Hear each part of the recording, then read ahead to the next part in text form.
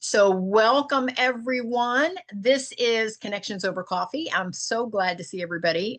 Carmella, we were just chatting about her crazy busy weekend, and Debbie, I haven't had a chance to connect with you for a while, so I'm excited to spend some time with you, girl. Debbie has not too long ago gone through some surgeries and is in the recovery mode and is looking wonderfully amazing today.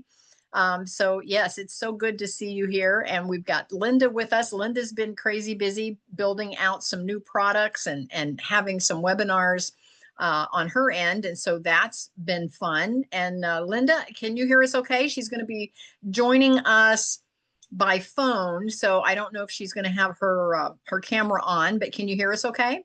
Yeah, right now I can talk, and I'll be jumping in my car here any minute. Okay. All right. I get it. I get it. And Sherry is just now coming on, so we're going to get her up here and then we're going to get underway. So we are talking about connections over coffee. It's all about building relationships.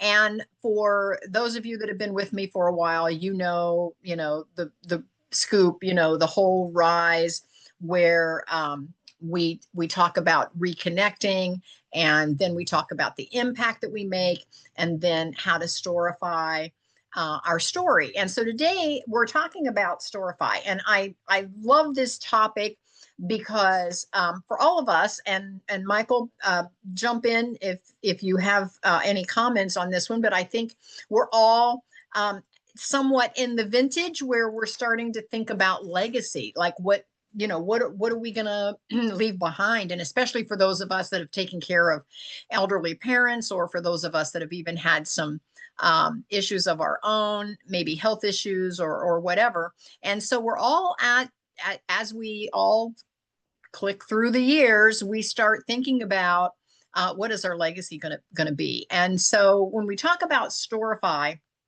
it's our story. And what are we going to leave behind? Mark and I just had this huge conversation the other day about his dad. And one of the things that we were talking about is, we said, how many generations are going to go by and they're not even going to know who Gramps was. They're not going to remember what his voice sounded like, or his funny little quirks that he had that were so endearing to us, or even what he believed in or what he thought, and he's going to practically disappear. Because when I think back about my grandparents or my great grandparents, I can tell you very little about them. And so one of the ways that I think we can tell our story, and by all means, you don't have to be a writer. There's this thing on Facebook, and I love it for folks that are not a writer, is that you can create a memoir, and it doesn't have to be some big written, edited, published thing unless you want it to be. But there is this thing on Facebook, and maybe some of you have seen it and can even enlighten me as to what it's called, because I didn't make a note of it. I just happened to see it in scrolling, where you pay for it, you sign up. I don't know, it's under $100, and they send you a couple of questions a week, and you answer the questions, and it goes back to this company, and they put it together and bind it in a book, and you can submit pictures to go with the different questions that you've answered, and they actually bind it in a book and turn it into a nice little story for whoever it was that answered the questions and sent in the pictures. So this is a perfect way, if you have a mom or a dad, or an older sibling or a spouse, or even yourself, if you're like, you know what, I don't think I'm going to sit down and write and put my story down as to what I stood for, or as to what I liked and what I didn't like, and what my life was like. But this is a perfect way to actually create that memoir. Now, you can do it on your own. You don't have to buy a program to do it. You can write your own if you're a writer. But it had the prompts, and I think that's what I enjoyed about it, is that it had the prompts, and it kind of if for lack of a better way to say it, it kind of triggered your memory. You know, it said like, what was your favorite thing when you were little, or what was your fondest memory when you were in elementary school? And, you know, what was your, you know, your first school dance like, or what was your first date like, or what was your first ball game or your first concert? And so it just kind of triggers your memory to go, oh yeah, let me think about that for a minute. And then you can just write it down, and then their editors at this company that I saw online, their editors put it together in a book format, and you can get it even in a hardback, and they'll, you know, they'll have authored by with, so it's a keepsake. It's one of those things. And then you can get extra copies of it. I don't know, for like 30 bucks, you could order as many, $30 each. You could order as many hardback covers, and it actually comes out bound in a hardback book. And it seems like it was $100 to do the program, and then like 30 bucks for however many additional books that you wanted for like family members. But anyway, it's just a way to get your story on paper. If it's something that you keep thinking you're going to do and you just never quite get around to it, it's a quick way to get, because you're only answering 2 questions a week. And so in like 6 months, you're done, and you get your book. And so a lot of times folks are doing it for Christmas presents or a birthday present or an anniversary of the parents or whatever. So the question today, because we're talking about storifying our life, and by the way, Gramps did write a book. It wasn't his memoir, but it kind of was, because it was his thoughts on things. And I don't know if you guys remember his book, but yes, but he did write a book. Yes, Michael. Just real quick, do you know what that's called? It sounds very interesting.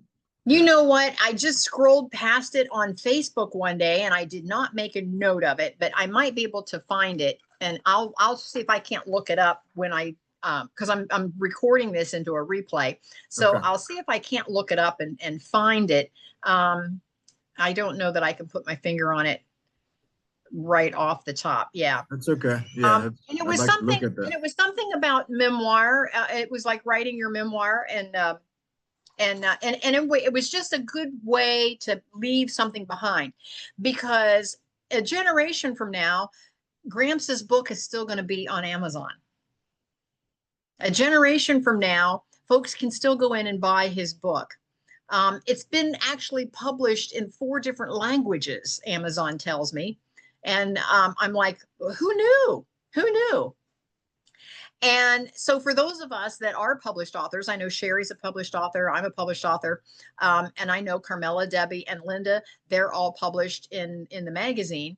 And so we're all published, but sometimes just sitting down and writing a full memoir is a lot of work.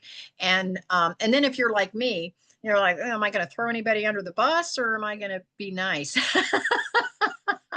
I remember when, because we all have hurts and pains and struggles and stuff that we've gone through in our life. And so sometimes telling the story, you don't necessarily want to throw somebody under the bus unless you're specifically writing a memoir to that effect. But in this one on Facebook, it was just a light, happy, what were your favorite moments over the years? Throw in some pictures, and it's just a nice little picture memoir of, you know, your grandmother or your mother, or, you know, or a family member. And so it was just a nice way to leave something behind as a legacy. So my question today is, if your life were a memoir titled Rise, which is our acronym for this particular group, what key story or turning point would absolutely have to be in it, and why? So if your life were a memoir titled Rise, where you could reconnect with yourself, you could make an impact, you could storify your life, the different steps you had to go through, what would actually be a key story or turning point, and why? Sherry, it looks like she raised her hand, but I don't see. Oh, there she is. Yes, Sherry. Hey, Kathy, it's great to be here. How are you today? Yeah, I lost you there for a second. When you raised your hand, it bumped your picture around. That's Well, funny. I'm still here. I'm still here. Good, good, good. So Actually, I was at a challenge this week. We've talked about challenges in the Build a Better Business. It's a 2-day, 3-day, 5-day, 7-day, sometimes 30-day event where the person that's hosting challenges the audience to accomplish homework every night. And one of the things that came out of that is I have a clearer picture of my next book and what that is going to look like. And one of the stories that's in there, I had forgotten. Okay. And this challenge brought it out in me. And the story is I was at a Christmas party the year that my son was an infant. So he was 4 months old. And my daughter is 5 years older than him. So she was 5. So obviously she's speaking, but at 5 years old, she was a little peanut. So she was still in a booster seat. So we've got Okay. 2 kids in seats in the back seat. I'm the only adult in the car. Okay. We were Okay. going past this segment near the mall where the lanes were starting to shrink together. I was in the lane that was shrinking. I had fallen asleep at the wheel. Oh, Okay. I was awakened. Literally, saw red on my face by a slap across the face. And Krista says to me, I couldn't see the top, I couldn't see the bottom, but I know it was an angel, Mom. The angel slapped you across the face and turned the steering wheel. I went, oh, chills. I had forgotten that story, and that story is going to end up in my next book. and again, we all have moments like that we want to remember. And a generation or two from now, that story is totally lost. And Krista has forgotten the story. Mm-hmm. She was Yep. 5, and now she's going to be 30, and she has Sure. forgotten the story. Sure. I get that. Yeah. I get that. Sherry, thank you so much for sharing that. That's amazing. Michael, you had your hand up. Yeah. Yeah, I've actually been thinking about this a lot, and I have an outline of a more or less a memoir, but with fictional names for the people that are real in my life, to not throw anybody under the bus like you had referred to. But in your case, with your specific question, it would be, that ending of that memoir. My book that I'm organizing and trying to work on right now is more or less from the age of 20 to 42-ish. Okay. I'm 47, be 48 next month. So I guess where I'd go with your question would be towards the end, and the journey within a journey of recovery and getting through or making strides to get through a mental health condition I have, as a bipolar condition, Okay. and kind of coming full circle with realizations, and having other people relate and listen better and understand where I was coming from, and kind of eliminate the misunderstanding within the disorder, and move through that. So more or less the turning point on recovery, I guess, would be my point. Okay. So are you a writer? Do you have other books out, or is this kind of the first thing you're working on? It's the first one. Okay. Don't have anything published. I'm trying to work through that. I've got a long way to go, but it's all, it's very vividly in my mind and notes and everything. So it's just a matter of Okay. finding the time. And if I had a vacation somewhere by the calm blue ocean where I could relax, I would be able to do it, put the whole thing together probably in about 3 weeks. So, but All right. Got a long way I to go. found the information you were looking for, Michael. Okay. It's the ad. It's their feature is called My Life in a Book. But the company I think is called Storyworth. And what it does is once you sign up, they send you 1 to 2 prompts every week, and you just answer the questions. Now, Debbie and I have had a huge conversation about memoirs in the past. We each, both or each, will probably write a full-fledged memoir, more of a healing process for ourselves, as well as telling our story. And so it'll be much more in depth than what this ad is on Facebook that I'm talking about.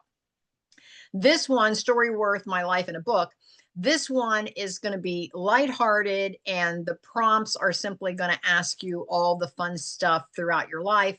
You can throw in some pictures, and it's a way to kind of remember grandma's life. It's not going to tell you the times that grandma went to bed hungry or any abusive situations, or because that is not the purpose of this particular ad, this particular company. It's more or less to try to get a memory out into a book form to hand out to the kids and grandkids and make everybody happy. So if you're wanting to actually write a full-fledged memoir where you're going to, you know, share the pain as well, you know, the ups and the downs, this is probably not it. But it would give you a great tool to see the kind of prompts that are in something like that. And it could help you write, you know, your in-depth memoir if you wanted to then add your own prompts of, you know, the negative things that you want to include.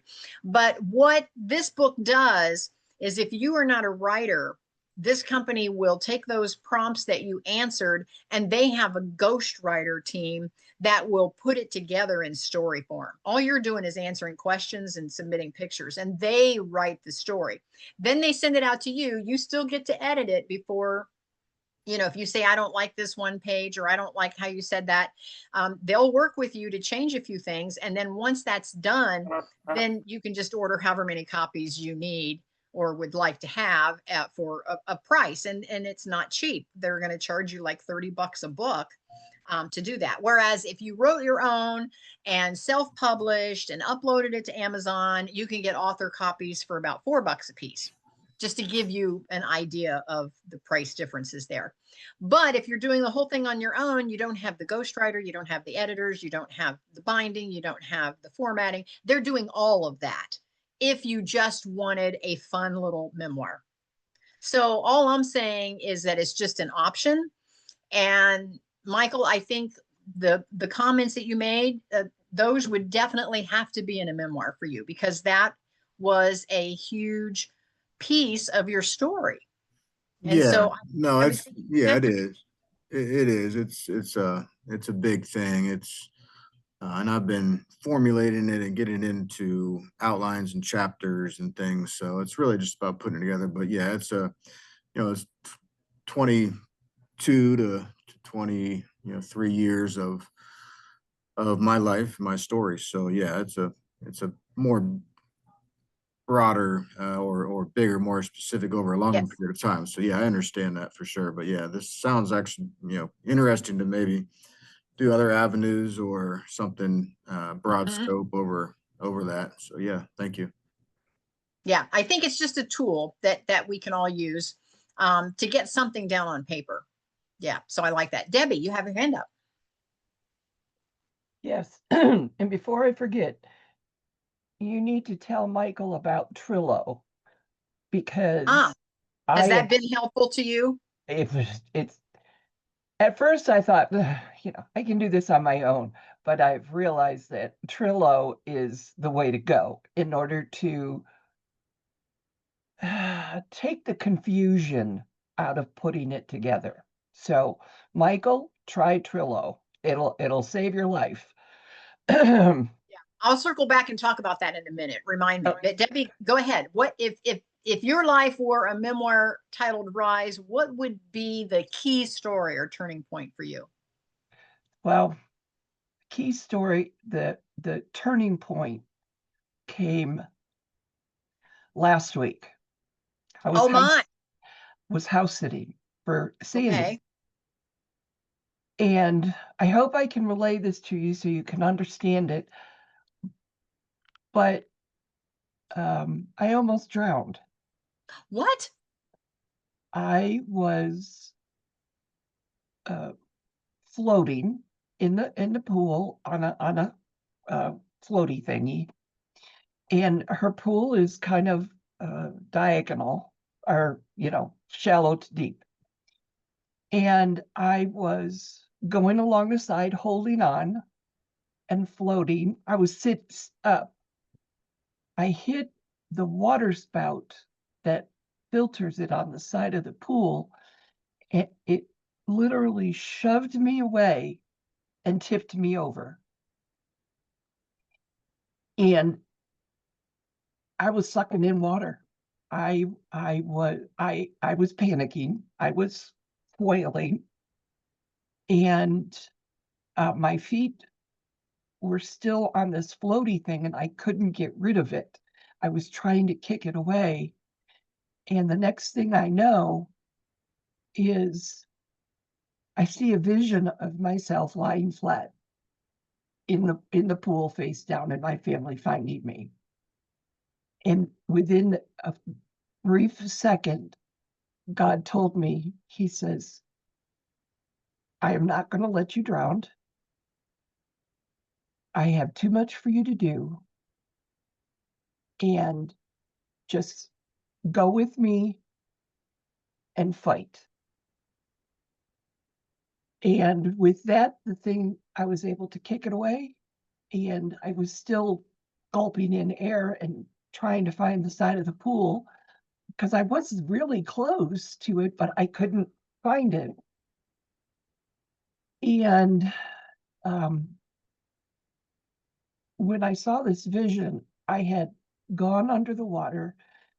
I took in a big gulp of water, and my eyes opened wide. So seeing that vision was as plain as day. And I had a lot to think about after that, a whole lot. And I talked to a very dear friend that is in my Bible study the next day.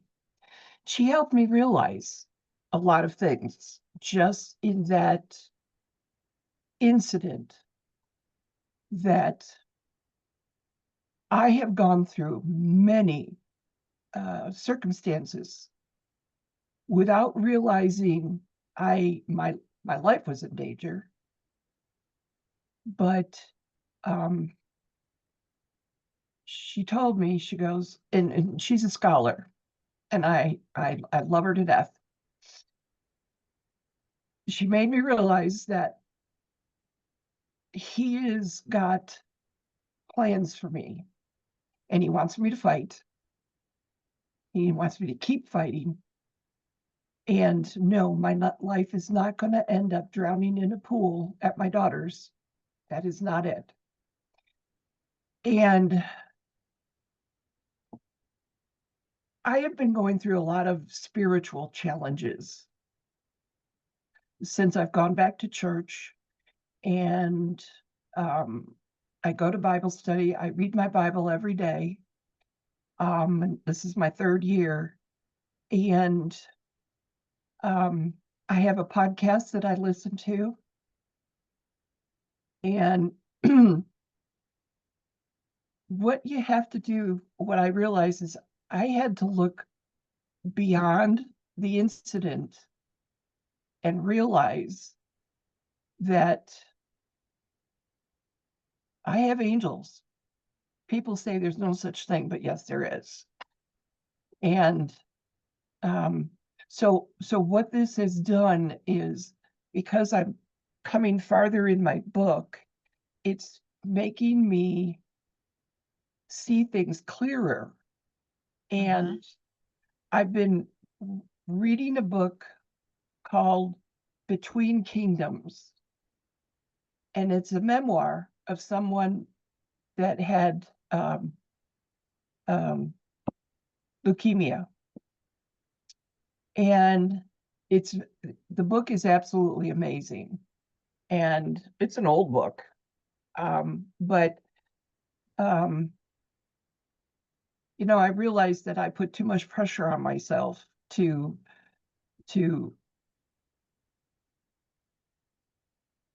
be somebody for somebody else, to not be myself, you know, and it's not worth it. So as you can see, it's still very fresh for me. And Wow, Debbie, I guess that's shocking. it is because, and for those of you that back in 2002, I can remember because I was separated from Rick and I was living in Hocking Hills, and so vivid today. I was driving to work. I was going over 33, and I just happened to look to my right, just to see the traffic coming down the road. And the next thing I know is I'm hearing "go around," and I turn and I look, and the car that was in front of me decided to stop. And the angel told me to go around. And I went around. I didn't question it. I didn't hesitate. I did it. And to this day, I don't even know how the heck I fit between that car and the bridge abutment. And But you went around. I went around. And so, you know, it's like incidents that have happened in your life. Sometimes it's just not meant to go by the wayside and not remember it. Now, So, are you putting these little snippets of stories in your Trello board so that you don't forget them? oh yeah. Well, that Because first, these stories are so easily overlooked when we're trying to look at the big picture. We overlook at a lot of the little stories that really right, are impactful. right. Because, and I can visualize me going around the car. And to this day, I don't know how I fit because I remember seeing the side mirror so like right on that car. And so it's just little things that you've got buried in your mind. And it's amazing when for me, it's when faith has stepped into my life now so much that things come out, things get revealed. You suddenly, you know, these little flashes you remember. And so I guess that's what I'm saying. This is what kicked me off into answer your question. Well, and Debbie, from what I know, because Debbie and I, we go way back. So we've been together for a lot of years. And what I do know, Debbie, is that your story is going to be so impactful when we talk about rise with, you know, reconnecting to our authentic selves and then what kind of an impact your story is going to be so impactful for generations to come. And so I really feel strongly about your memoir being, again, I'll call it the real deal. I think this Facebook one is a little fluffy one, if Yeah. you know what I mean. Yeah. You know, you're like, oh, grandma, her favorite color is blue, and she's got a tea set, and she, you know, got married in her mother's wedding dress, and it's all like the high points of her life with some pictures, and everybody's like, oh, we get to remember grandma this way. But when you really get, like Michael is talking, or like you and I are talking, writing a memoir, where you get really down into the weeds, and you kind of share the good and the bad, that is so impactful to readers that are maybe struggling with some of those same issues. Well, and that's very true because it's like this book I'm reading. It's amazing how, you know, you can read books and, you know, memoirs and stuff like that, but this one really has resonated with me very, very much so, that if anybody gets a chance to read it, it's amazing. And And what was the name again? Between Kingdoms, Okay. and I found it at Goodwill. So I never say anything bad about Goodwill books. I get my best books there. So, but yeah, it's, I lost my train of thought. So, yes. So All right. it's really Perfect. good. Perfect. Debbie, thank you so much for sharing. And I am so sorry you went through that. My goodness. Wow. Luckily I had Lucy there, their dog. Yeah, but you're right now, you're like, I'm marching forward, buddy. You're ready to go now. I can tell. I am. I am. Yeah. Yeah. All Thank right. you. Carmella, you had your hand up. Go ahead. Well, my life has gone through a series of things, almost relating a little bit with Debbie's story. But as you know, Kathy, we've known each other for a short while, but I've a lot of my history and my upbringing is like this close relationship I had with my grandmother. And a lot of the, my faith and everything, not that I can't attest to my mom, but a lot of it came from my grandmother and things she shared with me over the years. And it's so funny. This morning, I took my one niece, or my adoptive niece. I had to help her with some things this morning.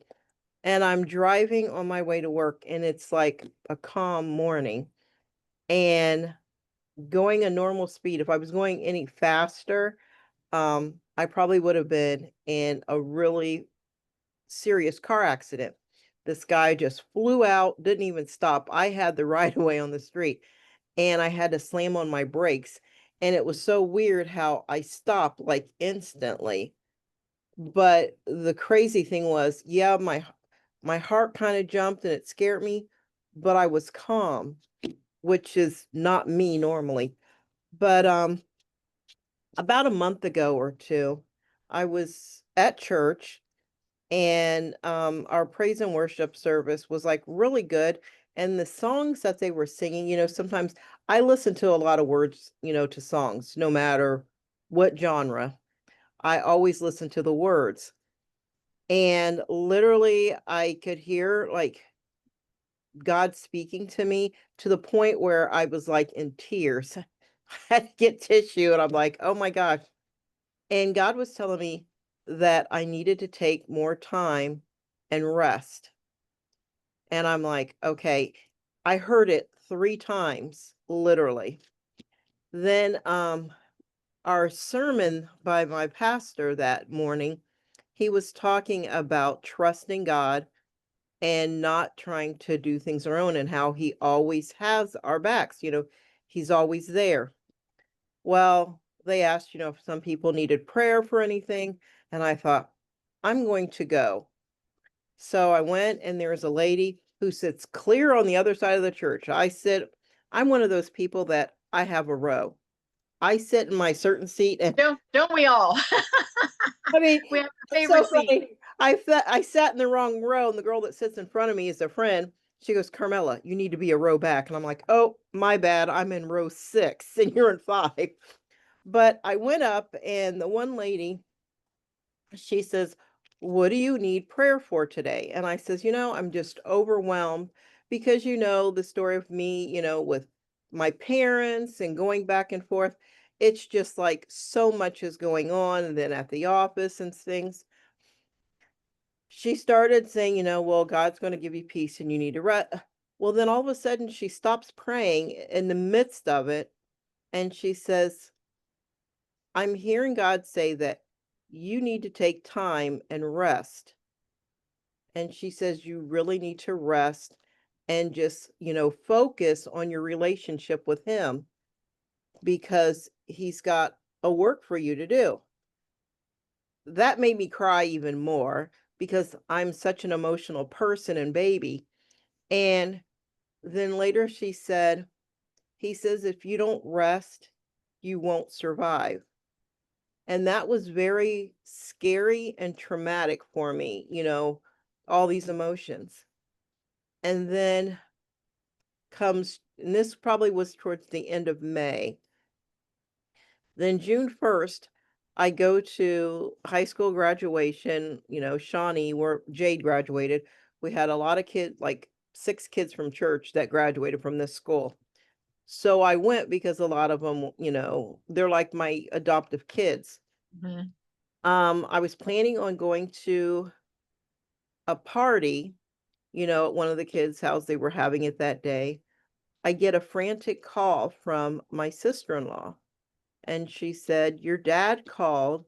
Something's going on with your brother, and he hasn't talked to him today." And she goes, "But I haven't talked to him since last night. We talked last night." And I said, "Well, what did he say?" And she's just hysterical. And I said, "Calm down. Let me call and figure out what's going on."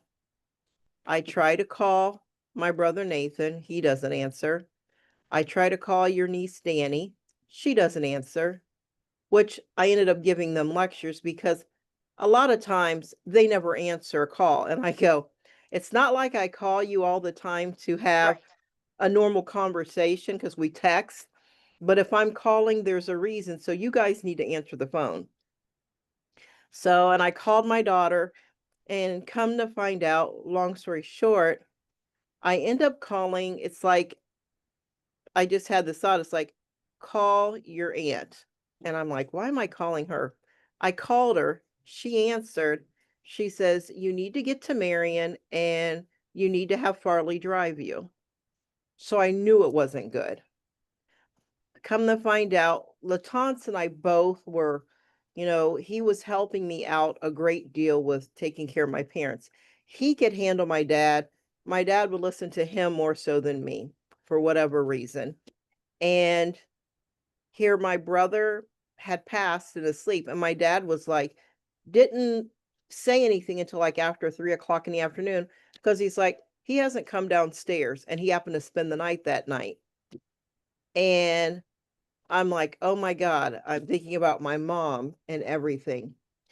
And even, talking about it, I haven't really grieved for it because I've been there.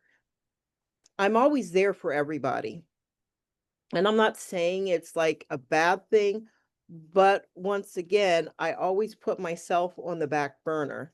Mhm. And in the midst of this, I'm wearing a knee brace because another clip it is I tore my meniscus, I have bursitis, and I've canceled appointments and I've put off doing surgery.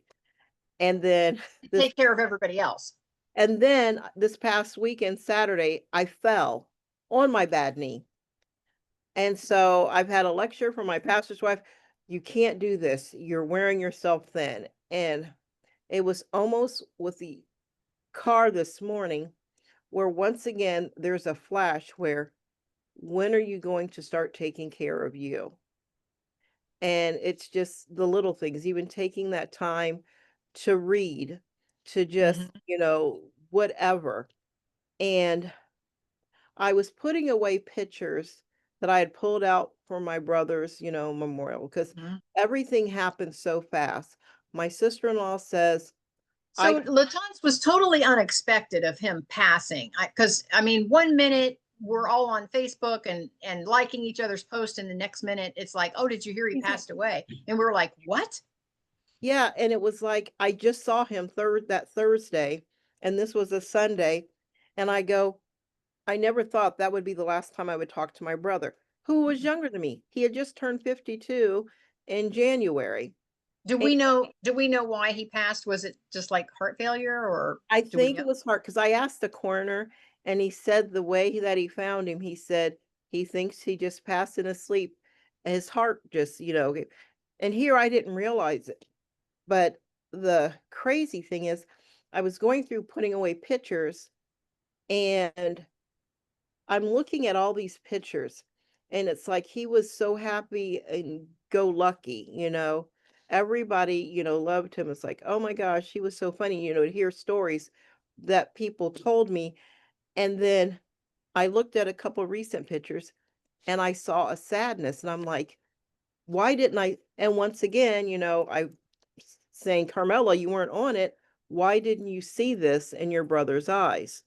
Where like there was like that emptiness.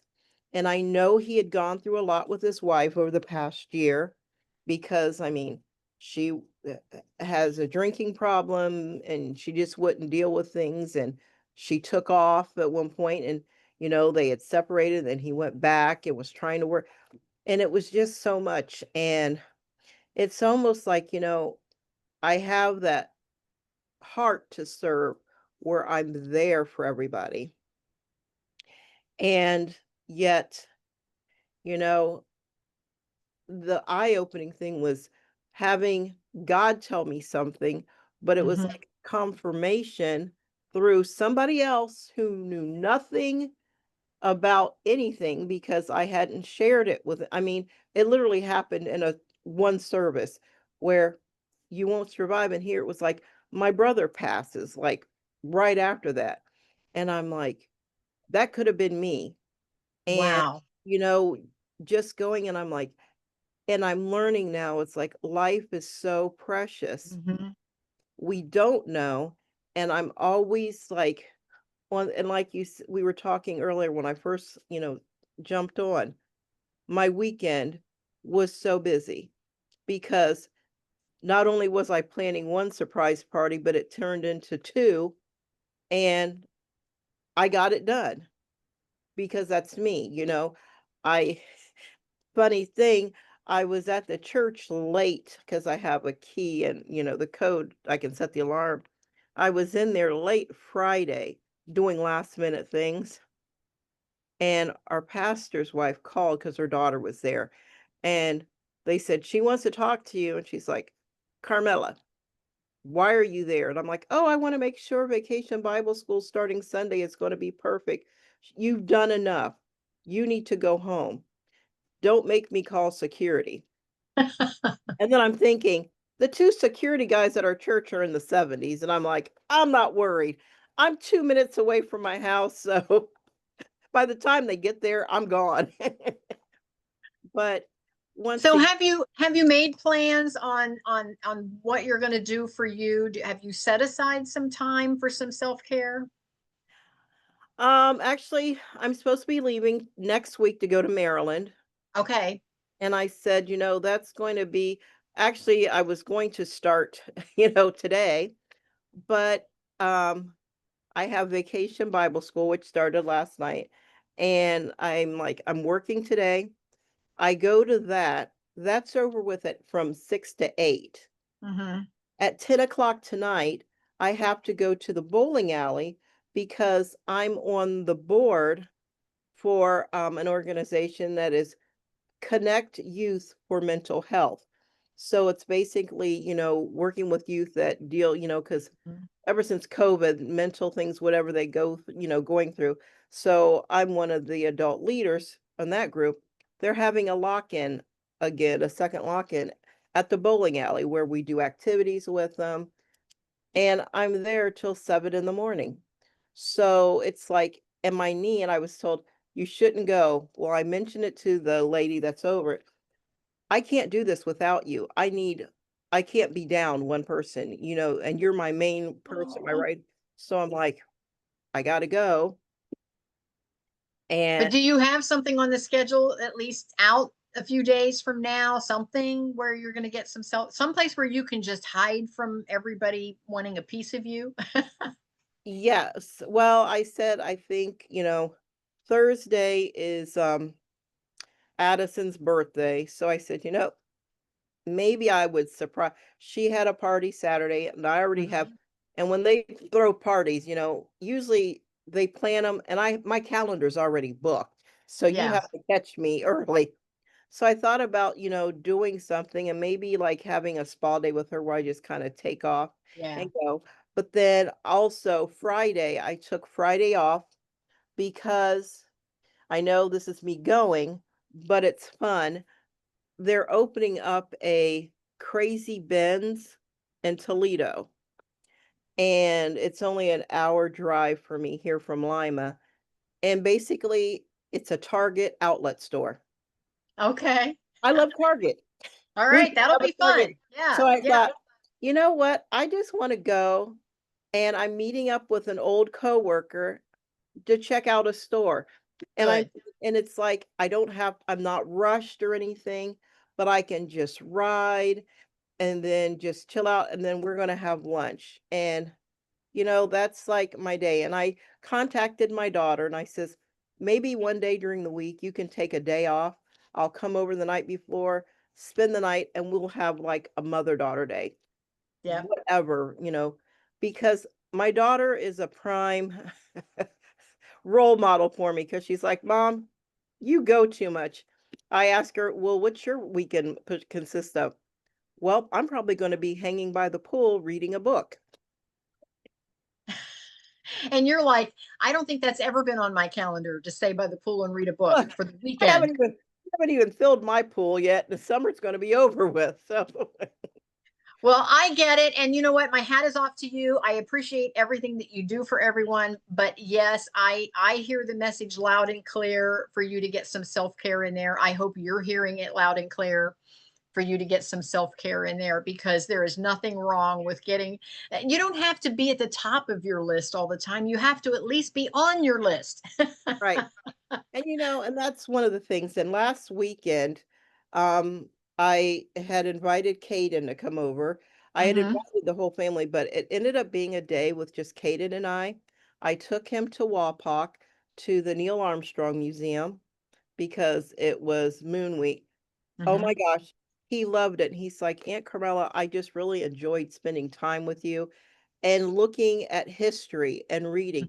He got to meet an astronaut and get his Okay. autograph, and which was nice. And I took him downtown Wapak and we saw some of the different, vendors and stuff, and got something to eat. And we just chilled and hung out, and which was really good, because Mm-hmm. he had kind of shut himself off for a while, was not communicating with many people, just, but the fact that, he felt that he still can come to me, and I'm genuine with him, Yes. Yes. I'm not pushing And him off. he can be a grown up with you. He can. And that was Because I think what happens with kids when they're with their parents, they have a tendency to still be kids. It's the way they act when they're not with their parents is who they really are to the world. And so he gets to be grown up with you. and he had the chance to be his true self, Yeah. because what Aunt Carmella hears is, oh, he's doing this, the parents complain, and I'm like, Mm-hmm. but it's not all him. You got to look at yourself too, and relate to him at his age. But, and that's one thing too. I want to leave that legacy, like I said. And even I started, writing things down in a journal.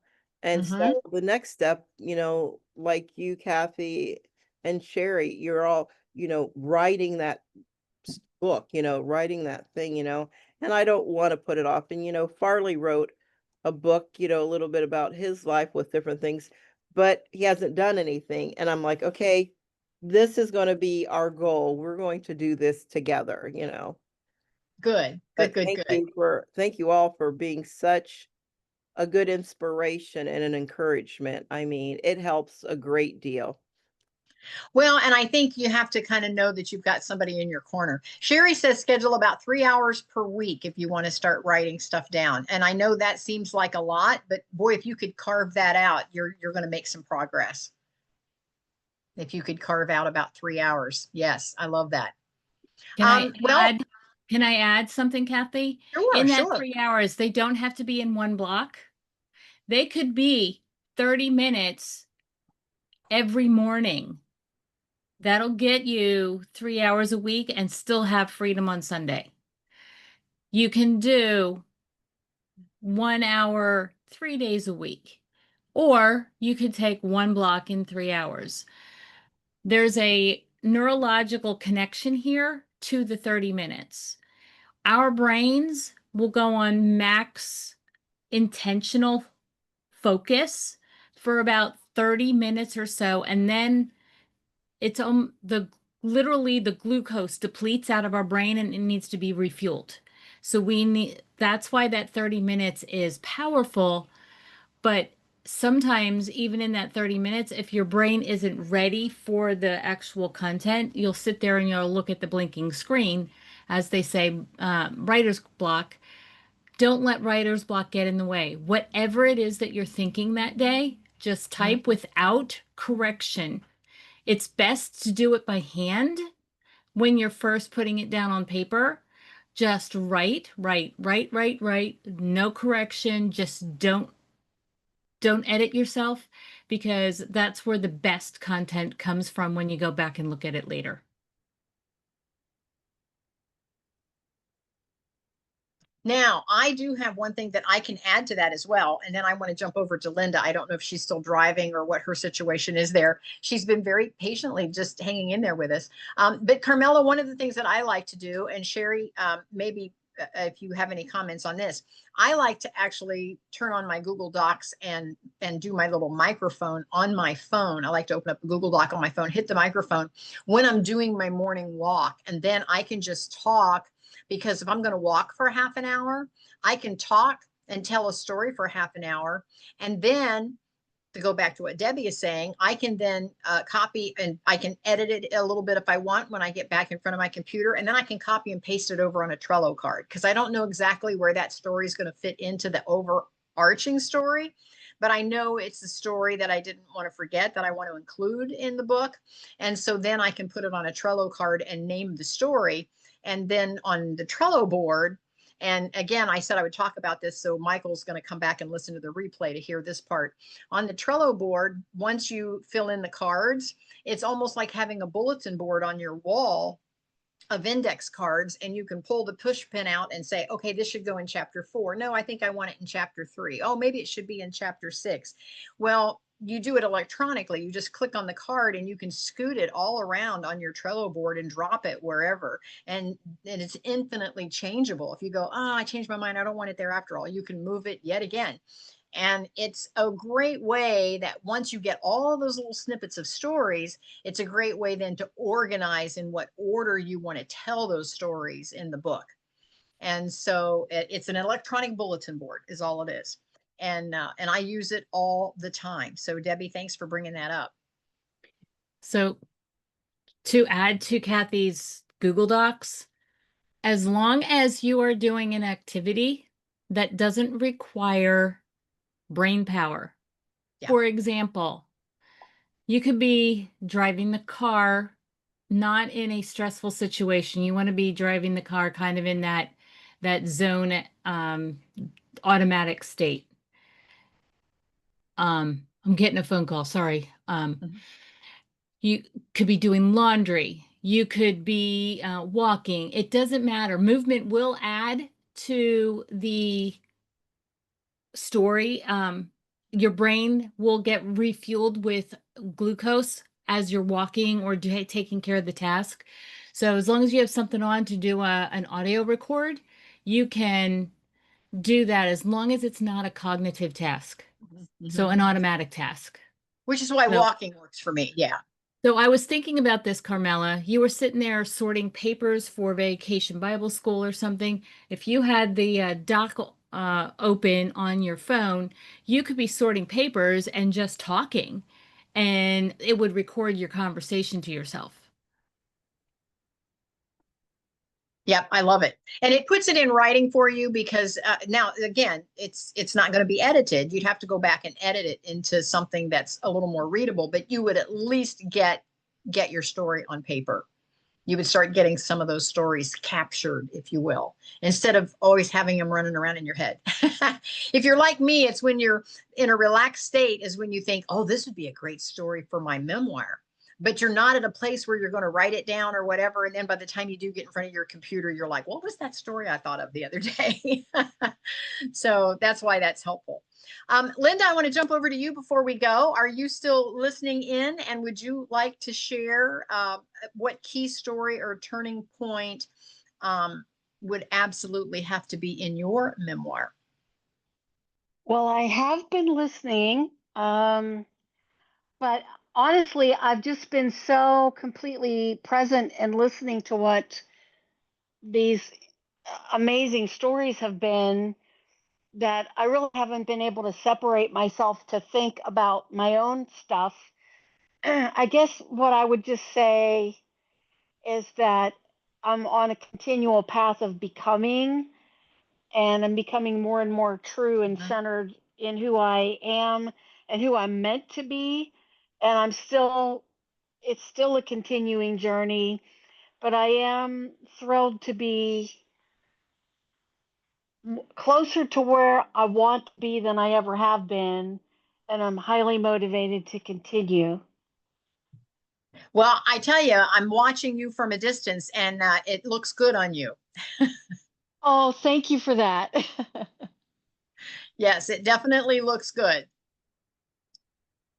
It is Could exciting to blossom, you know? Yes, yes, and to be authentic and to just settle into who you were meant to be. Yeah, I mean, so many years I was helping other people achieve their dreams by bringing my skills and talents and insights. And now it's interesting because I am, I'm seeking for a word. I'm I'm amplifying what I'm meant to do, like I'm growing toward it in an ever bigger way. But as the saying goes, maybe Zig Ziglar, if you help people get what they want, you're going to get everything you want. And so, what I'm doing to serve others in my business endeavors is enabling them to grow in ways that they hadn't anticipated, and I'm benefiting as well. I can appreciate all of that. For me, and I didn't share earlier, and so Linda, maybe this will be helpful. For me, and I'm just, all of you have heard my story so many times. The turning point for me was when I learned how to create passive income. That was the turning point in my story, was when I learned, not when I did it, but when I learned that I could do it was the turning point. Not the doing of it, it's the learning of the doing of it, if that makes any sense. It's when that realization hit me.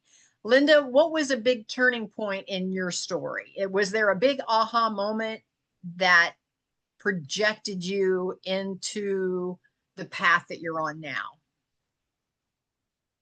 I just thinking on my feet here, I would say it's actually when I I was punching a time clock for a bookkeeping company, and my soul was dying, not a little every day, a lot every day.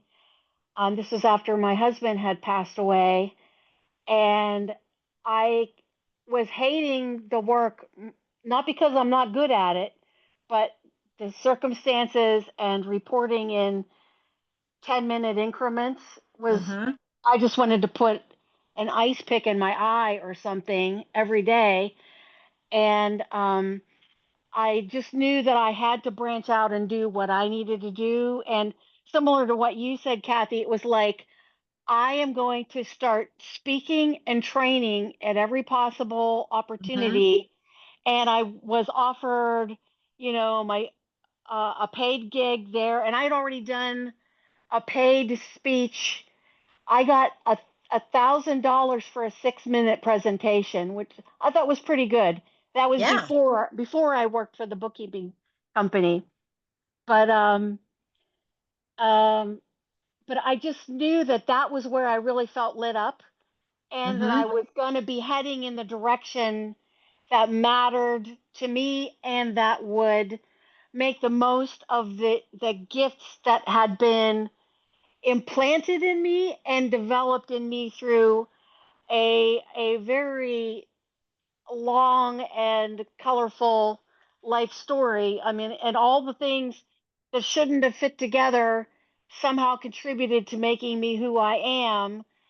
And I just really felt more alive than ever when I began to just take the reins and start getting engagements for myself. And that's what's really led to, step by step toward what's happening now. And it was that aha moment, knowing that you could do that and that you wanted to do that. Yeah. And to think about a seed. Many years before, I had attended, what were those called? Something prior training events. It's like a whole chain of Yes. business trainings. And I attended one that related to the work I was doing at the time. And I looked at the trainer and I was like, I could totally do that. Yes. Yes.